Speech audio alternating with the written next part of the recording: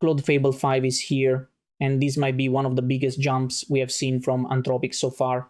In this video, I will push Claude Fable 5 to its limits with just one prompt. But before we test it ourselves, let's quickly look at what makes this new model different. The interesting part is not that it is good at one thing. It looks strong almost everywhere. Coding, reasoning, knowledge work, vision, science, and finance. But three things really stand out. First, coding. On SW Bench Pro, which tests real software engineering problems, Fable 5 reaches around 80%, clearly ahead of Opus 4.8 and GPT 5.5. But the more impressive result is on frontier coding tasks, where it performs much better on long and genuinely difficult problems. Second, Fable 5 is presented as state-of-the-art, breaking 90% on core analytics, ranking first on frontier coding and finance reasoning, and showing a 3 times gain on long horizon tasks.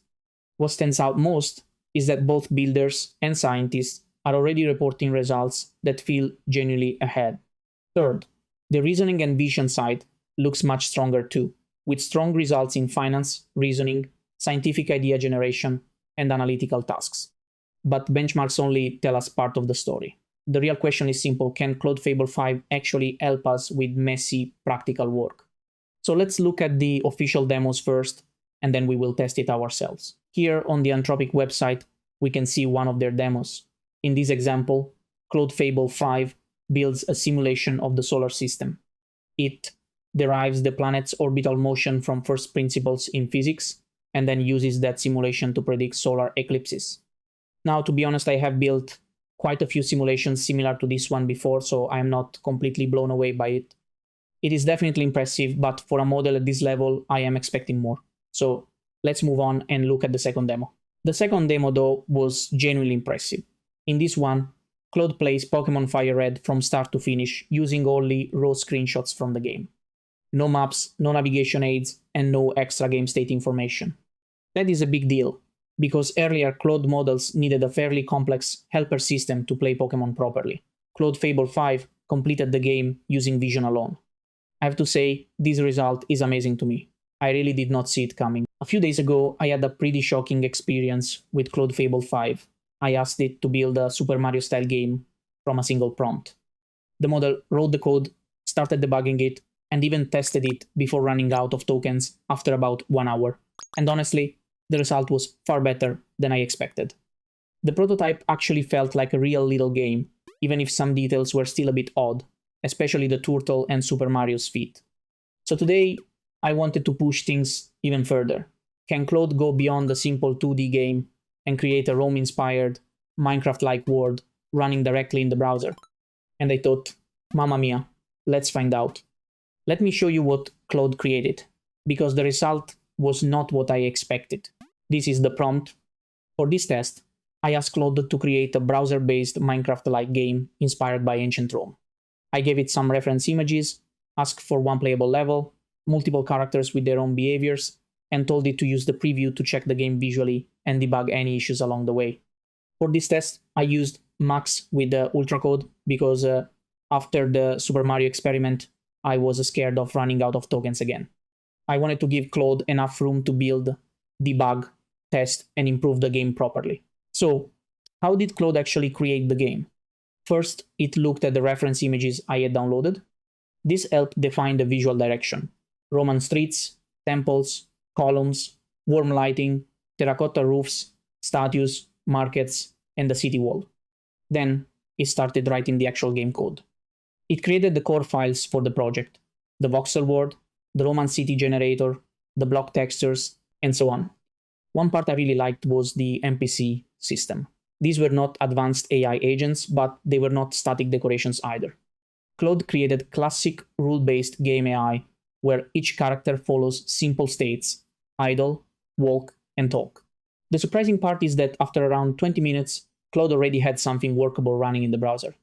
It was not complete yet, but the game could launch, display the world, and show whether the basic idea was working.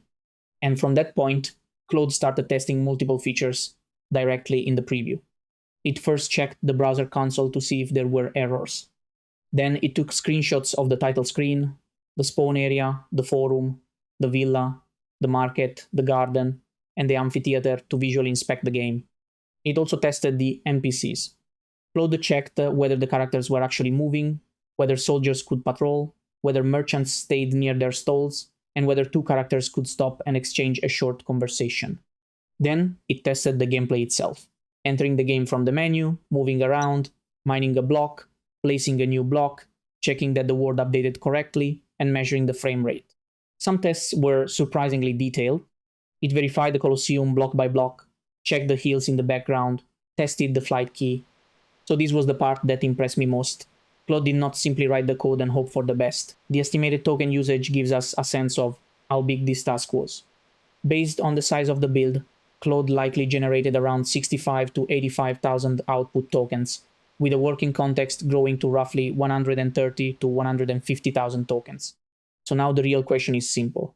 After all that building, testing, debugging, and fixing, does the game actually work? Let's go and see. If you are enjoying this video, please like and subscribe, because apparently even Roman NPCs need social validation. It is how the game looks, and I will leave the link in the video description so you can try it yourself. The starting interface is exactly what I wanted. Minimalistic, clean, and with just the essential information needed to start playing. Moving around was very easy. I am not really a gamer, but the controls were intuitive enough for me to start exploring straight away. So I went directly to the Arch, where I met my first friend, a legionary, who very quickly reminded me who is in charge in this city. Then I moved into the big square and started interacting randomly with the characters. Near a large fountain, I saw several children playing, just like they probably would have done on a hot day in ancient Rome. Then I noticed someone who looked important, so of course I walked closer to see who he was. Then I realized he was a senator of Rome, and he reminded me that Rome was not built in one day. Honestly, that was a nice touch. Even the NPCs are giving motivational speeches now. Then I went to the temple, and I managed to climb up by jumping on the stairs one step at a time. At the top, I met a Vestal priestess welcoming me to the Temple of Jupiter, which was a nice detail. The only odd part was that I noticed what looked like a Christian cross inside the temple. Bit strange for ancient Rome, but hey, even Claude can have a little historical confusion. After that, I saw the Colosseum, and of course, I could not stop myself from checking who was inside. The walk to the Colosseum is a bit long, so while we slowly make our way there, feel free to press like on the video. It will not make me walk faster, but it will make the algorithm slightly less barbaric. And there he was, my first gladiator. Pretty cool, eh? After saying goodbye, I tested the flying option, and it took me all the way up into the sky. This was the perfect place to get an overview of the Roman buildings: the Senate, the temple, the basilica, the streets, and the city walls. Then I spotted a small temple and some animals in the scene, so I went down to have a closer look. At that point, I reminded myself, wait, this is Minecraft style, so can I actually build stuff? And yes, it worked. I placed new blocks, then tested whether I could interact with the existing ones.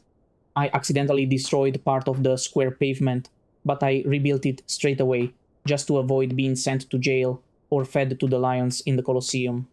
Overall, I have to say I am really pleased with the result. What about you? Let me know in the comments, and I will see you in the next video.